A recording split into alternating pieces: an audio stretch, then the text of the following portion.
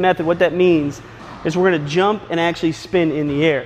And spin shots right now, I'm going to do a complete 180. So I'm going to start off facing one direction. I'm going to jump, spin, and land facing the other direction. Now this is a relatively common method, but I want you to really understand all the possible benefits and the reasons why you would do it.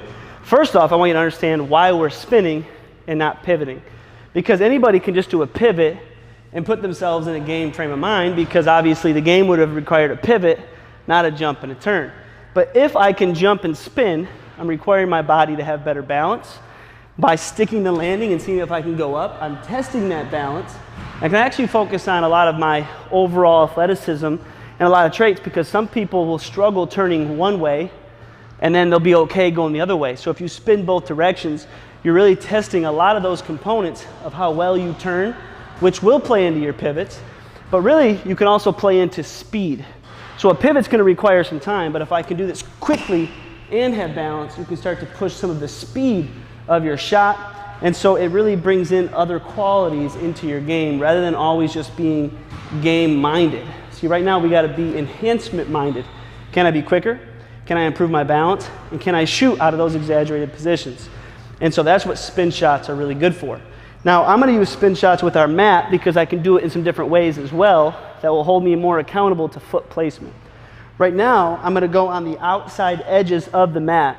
And you can do anything. You could have cones lined up where you can really line up your feet, because what I want to be able to do is go from a wide position, spin, and then land in a skinnier position. Now, for me right now, I just want to be somewhere along the lines, the inner lines of my boxes. That's what's nice about our mats, is they give me a lot of accountability. I can quickly view my feet and then get into my shot. But what I don't want to do is land in this position or land in this position.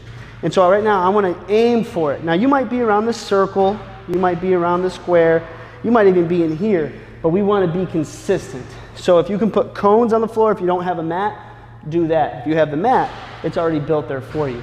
And so what I want to do right now is make sure that I can actually perform my spin and land where I want to land and be balanced when I actually shoot. So if I start off in a wide position, and then I have to be able to adjust to a skinnier position. If I go over my right shoulder, same thing.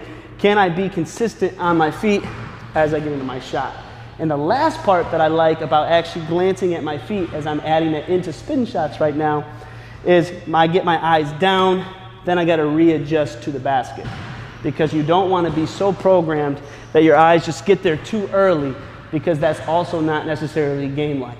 You have moments in the game where you're seeing, your eyes are active, then I find the basket as I'm getting into my shot, rather than always preparing and having this preparation before I get into my shot. And so by glancing at my feet is added bonus right now for you to train your eyes in a more game realistic way. So spend 20 minutes all over this floor working on spin shots to improve your quickness, your balance, and getting your shot out of those positions